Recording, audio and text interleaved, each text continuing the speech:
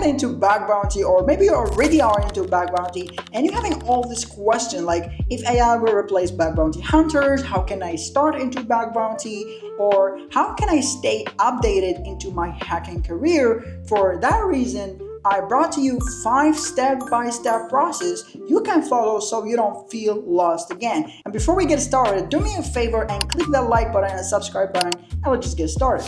And step number 1 is mastering the basics. And what I mean by mastering the basics, you need to at least understand what's the difference between IPv4, IPv6, and understanding what is DHCP, what is an HTTP request, or what is actually a TCP or a UDP, what is WebSocket, all these actual basics of networking. And the next thing you should be learning is scripting languages. For example, we have Bash scripting, you get JavaScript, and you get Python. I know you're gonna tell me that now we have AI, he can actually write the code for us, but I'm not telling you to understand or like to learn programming or to build an application from the scratch to the end. No, I'm not telling you to be master at programming. I am telling you to at least learn how these programming works. So what's the logic, what is a loop, or what is an if condition, what is an else condition, what is a variable, what is a constant, and how in like Python, how to import a library, all these basics that all programming languages out there work with. For example, if you understand Python or you understand JavaScript,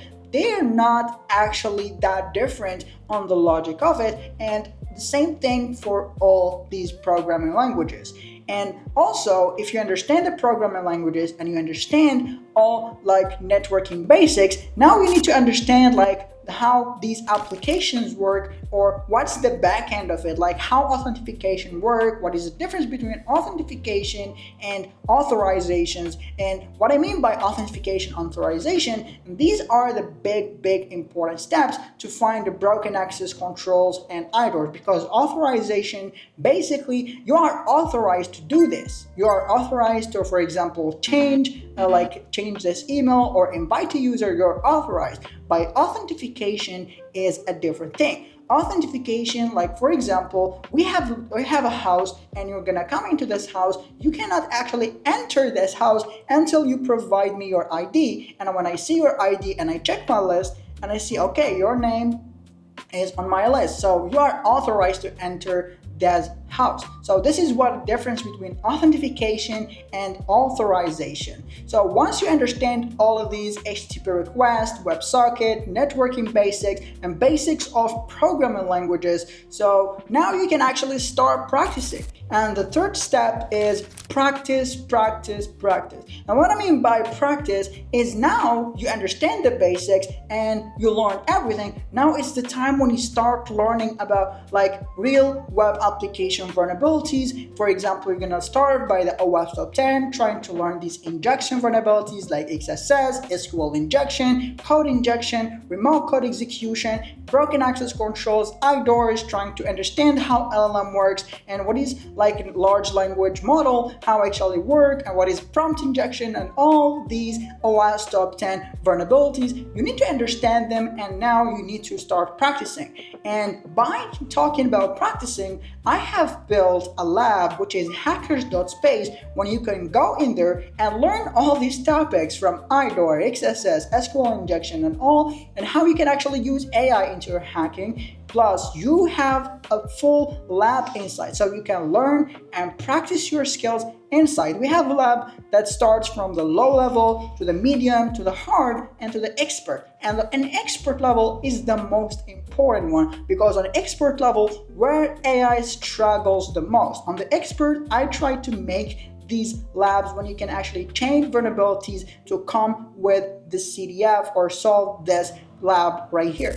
So if you want to start learning bug bounty or web penetration testing, you need to go to hackers.space, when you can actually learn bug bounty and practice all in one package. The fourth step is learn from other hackers. And what I mean by learning from other hackers is try to actually read these blog articles, these Medium articles, go into Twitter, go into X, and try to see what all the researchers are posting, their findings, their tricks, their tips, steps and try to understand from this. And once you feel stuck or when you start feeling like a beginner, what you need to do is very simple. For example, I do this me personally when I see like a complex blog articles that have a lot of chaining and have a lot of topics that I don't personally understand. I just copy all this blog and I give it to the AI, and what I say is make me a presentation or make me understand this topic as I'm 10 years old, or for example break this topic or rewrite me this blog articles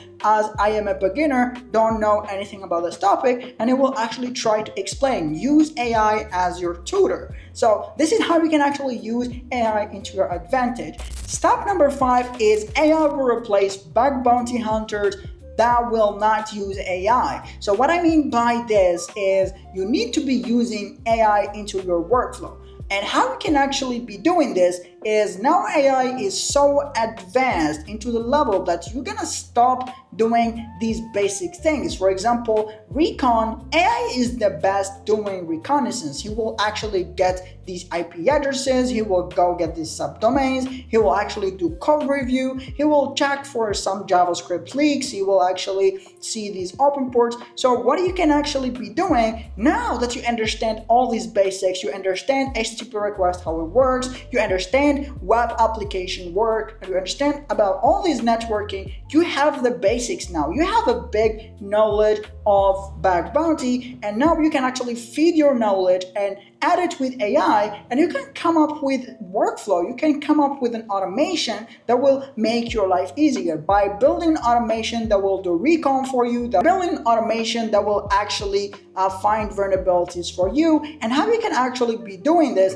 is by building skills. And what I mean by skills is like trying to make a file and put all your information or all your knowledge inside and try to tell the AI to use these instructions. And these instructions, you cannot actually write them if you don't know about the basics and OWASP Top 10. That's why I recommend it to you to first learn the basics. You should never skip learning the basics. Then you move to practice these labs, or whatever platform you can go practice these labs. Then when you try to practice, read Medium articles, now you have some experience. You have some knowledge to actually mix it or give it to the AI. Now you can use your knowledge plus the AI. So me personally, how I use it is basically I let my automation run like on my VPS, and when I wake up, I try to check what the AI gave, like what the AI actually done for me. For example, getting me all these subdomains, all these updates by doing code review.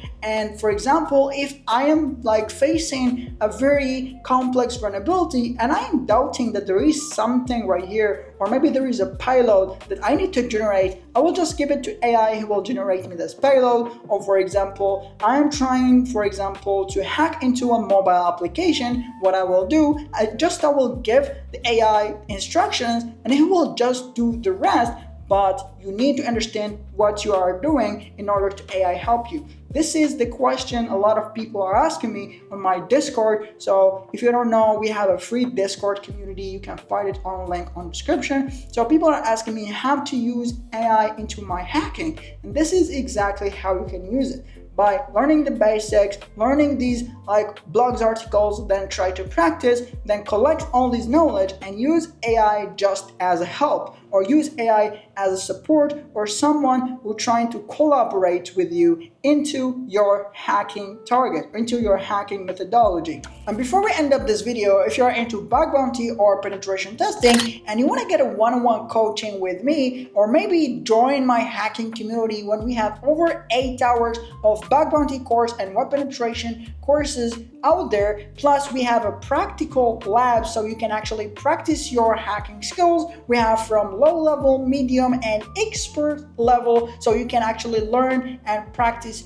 your labs. You can find the link on the description. And thank you so much for watching this video. I really appreciate it. If you have any question or maybe you have any ideas for the future videos, you can type them on the comment section. And thank you so much for watching this video. Please don't forget to click the like button and subscribe button, and see you in the next one.